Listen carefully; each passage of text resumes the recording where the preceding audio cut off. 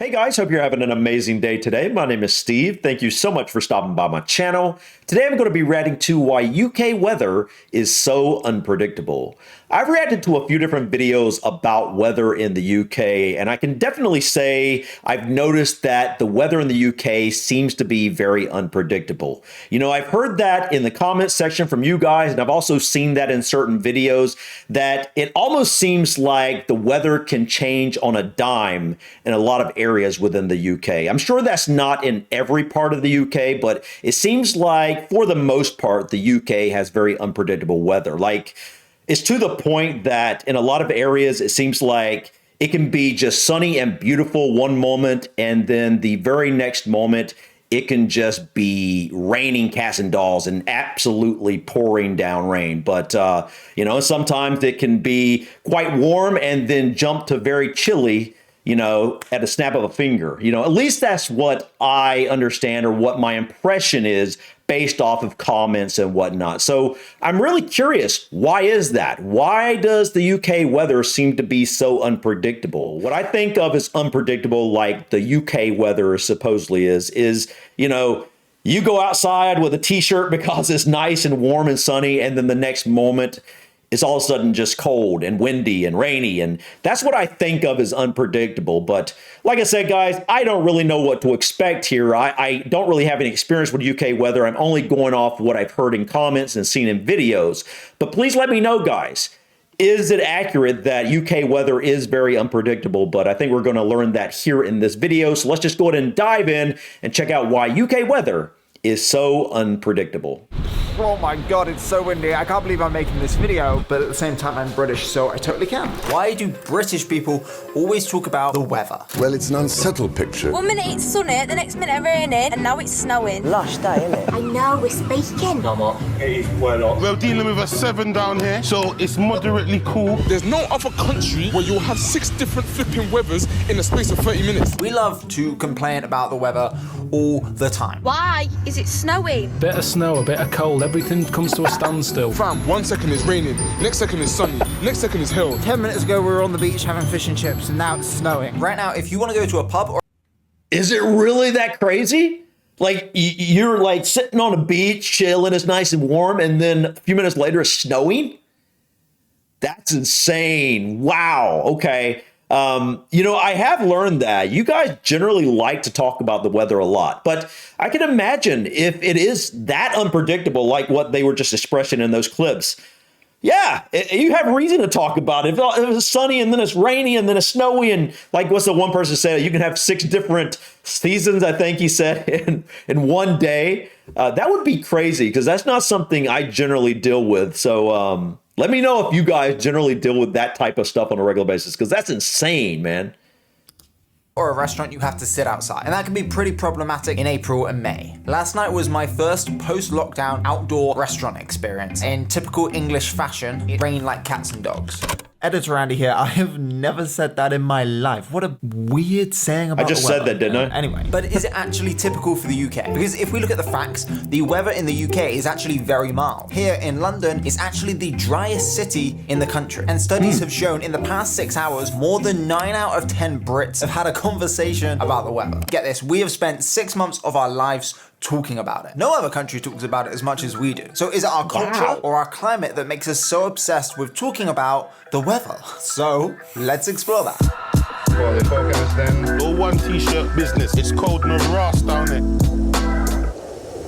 In Britain, on any given day, we can be wrapped up against the elements on Saturday, enjoying the sun in a t-shirt on Sunday, and battling torrential rain on Monday. I'm waiting all day to shoot the scene, and it just won't rain. Maybe that proves my point even more. That's just how it goes. So is there something about the nation's weather that makes it a worthy discussion? Or is it just simply a cultural shortcoming that's become a stereotype of Britain?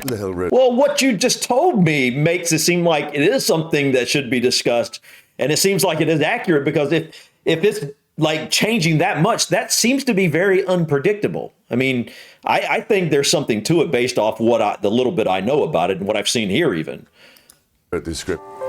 So first, let's look at the UK's climate, because there are several features of Britain's geography that makes the weather the way that it is. Mild, changeable, and famously unpredictable. The amount I'm having to change the aperture because the clouds coming and going, it's just another reason why the weather here is so unpredictable. I released a video 2 weeks ago on the climate zones of Hawaii, and why this one small island in the Pacific has so many different weather types. And in that video, we looked at the different climate zones. And the UK sits in the temperate zone, meaning we have all 4 seasons, moderate rain. Hold on, I want to see the map there. Okay, so yep, you're in the temperate zone. So you're in the same zone as the northwest of the US, the top northwest, and then a lot of Canada. Okay, interesting. So most of the US sits in the dry zone. I never knew that. I haven't really looked into this, but it's interesting. So the temperate zone, I'm guessing, is a place you're going to get a lot more rain. And, you know, down here, up here in the Pacific Northwest and up here through Canada area right through here, they get a lot of rain from what I understand. I know the Pacific Northwest, the U.S. does. So, and I know you guys tend to get, now London maybe not, but as a whole, that's why you guys are so green, because you stay moist there, right? I mean, it just makes sense. And temperate zone, I'm guessing, is why that is maybe. Well, here's another temperate zone down here. Interesting. Polar zone, continental zone. Interesting. What makes it like this? What, you got 2 dry zones, 2 temperate zones? Like, what's interesting? Okay. Temperate zone, meaning we have all 4 seasons, moderate rainfall all year round, and mild to warm summers and cool to cold winters. The video is linked up here if you want a deeper dive into the crazy climate zones of Hawaii. But back to the UK. Britain's position on the edge of the Atlantic places it at the end of a storm track, which are relatively narrow zones of the ocean where storms travel that are driven by prevailing winds. And these storms are feeding on the temperature differences between the equator and the polar zones. As the warm and cold air flow towards and over each other, the Earth's rotations create cyclones, and the UK bears the tail ends of them. You then also have the Gulf Stream, which makes Britain's climate milder than it should be given its northern latitude. And the fact that the UK is made up of islands means that there is a lot of moisture in the air, and the water in the atmosphere makes the weather particularly unpredictable. Despite our constant complaints, temperatures never really fall below 0, and we rarely witness any extreme weather like tornadoes or severe thunderstorms. Wow. So you guys generally don't fall much below 0. Obviously, he means freezing. I know he's talking about Celsius, right? So you guys, for us, that would be 32 degrees Fahrenheit. And so you basically stay a nice mild temperature to where it can get cold, but for the most of the year, it's not overly hot, it's not overly cold. It's just in this kind of cool, warm place, right? That's what I'm gathering. That's definitely not what I have here. I mean, it gets like in the summer, we are just hot, and I mean hot the whole year, the whole summer. And then when it starts getting cold like it is now, it gets frigid cold. And like in late December and through January and February, it won't get above freezing at all, like period. Like, and a lot of the time will be very, very far below freezing. I mean, for pretty much a month, 2 months at a time, at least weeks at a time. It's depending on the year. But yeah, it's just, we have the extremes here. We don't have anything in the middle for some reason, generally speaking. I mean, obviously some days, but for the most part, over the year, it's like extremes. It's either hot or it's either really cold. Yet the lack of consistency means we never quite know what to expect day to day. It's a much more unpredictable climate than many other countries. Fam, 1 second is raining, next second is sunny, next second is hail, next second is earthquake. In fact, there's no volcanoes in England, but I'm sure we'll have a volcanic eruption in 5 minutes. So it's these types of extreme fluctuations that make it such a hot topic in British conversations. So now let's look at the cultural importance of the weather in British society. We just can't cope with snow in this country. Soon as the tiniest snowflake hits the ground, we're like, I'm not going out in that blizzard.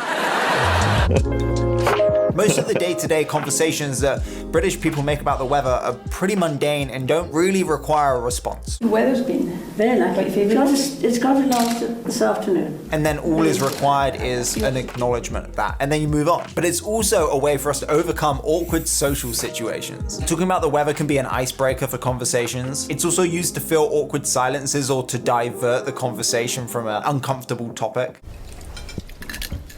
It's going to be a lovely day by all accounts. Yeah, it's going to be nice all week apparently. Well, it said in the paper it might rain. Oh, really? Yeah. We also use talking about the weather to gauge other people's moods. Depending on the way someone responds to your question about the weather, you can gauge whether they're in the mood to chat or not. Hey, dude, Please, don't even talk to me until I have my coffee. There is also unspoken rules that you must follow when talking about the weather. Firstly, the topic will always be introduced as a question, even if only in intonation, and the response must always be in agreement. It's a lush day, isn't it? I know, we're speaking. If someone disagreed, the other person would be thrown off guard and really taken aback and feel like this was a discourteous thing to do. And of course, Oh, that's hilarious. So if you ask someone like, yeah, it's a nice sunny day, isn't it? They'd be like, no. It's not sunny at all. What are you talking about? It's cloudy. Or oh no, it's about to rain. Like, so is that what he's talking about? It's like, people would just be like, what? So there's always this question. And then there's the agreement with that question. Even if you're not in agreement with that question? Anyway. Of course, these kind of social conversations occur in other cultures, but both the nature of the conversation and their content will vary. I hope you found this short explanation insightful. If you're from the UK, maybe you learned something new about the climate, and I'm sure you can relate to having similar conversations. And if you're from anywhere else, I hope this solves the puzzling question of why Brits are obsessed with talking about the weather. All right, guys. Well, he asked, do I really talk about the weather? And honestly, I don't know if this is just a British phenomenon, because I have noticed and I've heard plenty of people in the comments from the UK, tell me that, the weather is one of those topics that are talked about constantly. Here in the US, at least in my experience, I honestly can't remember the last time the weather come up. It's not something that generally, unless there's like all of a sudden we're going to get some kind of crazy over the top storm. I mean, every once in a while, I guess, if it's like really, really hot and you're just like, man, it's so hot. Why in the world is it so hot today? Or like, so I guess we do talk about the weather more than I think, but it's really not something that's really talked about that often. I don't think. I guess just every once in a while, but I know that you guys in the UK seem to talk about it much more, but it makes sense based off of what he's saying here and what I kind of already guessed a little bit from, past comments and other videos, is that you guys have a very unpredictable weather system. And I mean, if anything is unpredictable, you're more likely to talk about it more. And so it just makes sense. If it's snowing, if it's sunny this morning and then this afternoon, it's sunny and warm this morning and this afternoon you're having flurries, and then later it's, stormy. And then later you're getting hail, and then later you're getting a bunch of wind or whatever. Like, yeah, it's constantly changing. So something's constantly changing. You're definitely going to talk about it more. I would too. I think if you're somewhere like, you imagine if you're in the middle of like the Arizona desert, you don't get a ton of rain. The temperatures pretty much stay roughly the same. They're always hot during the day, and they're always chilly at night. You imagine like it's the same weather every day. You're only going to really talk about it when it rains there, or in an area like in northern Florida, to where you get the occasional snow flurry in the winter, but very, very rarely, maybe once a year or once every couple of years. But when that happens, you're so unused to it's so unpredictable to see snow that when it happens, or so unusual to see snow, that when it happens, you're going to talk about it. Although that's unusual and not necessarily unpredictable like we're talking about. So it's kind of the same thing, but I think you get what I'm saying. I mean, it just makes sense that you would talk about something more if it's either unusual or unpredictable. I don't know what that would be. I guess in the middle of January here, if all of a sudden it was 80 degrees Fahrenheit, we would be like, yeah, we would probably start talking about that. But, on a normal January weather, there's nothing new going on. It's the same old thing.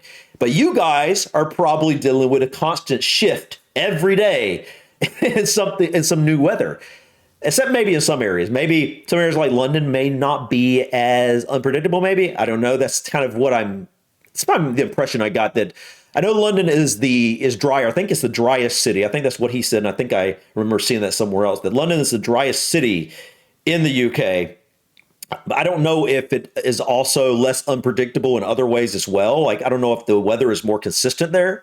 And if so, I'm guessing that would be an area that you wouldn't talk about the weather as much. But anyway, I don't know, guys. But let me know, guys, wherever you're at in the UK, do you feel like this was accurate? Do you feel like the weather is constantly changing? Do you feel like it's very unpredictable? So you plan to go out with a t-shirt on in the morning, and by time it gets afternoon, is it chilly and you need to put on a jacket? That type of unpredictable. Or it's, you think it's going to be dry all day and then it just pours down rain in the afternoon.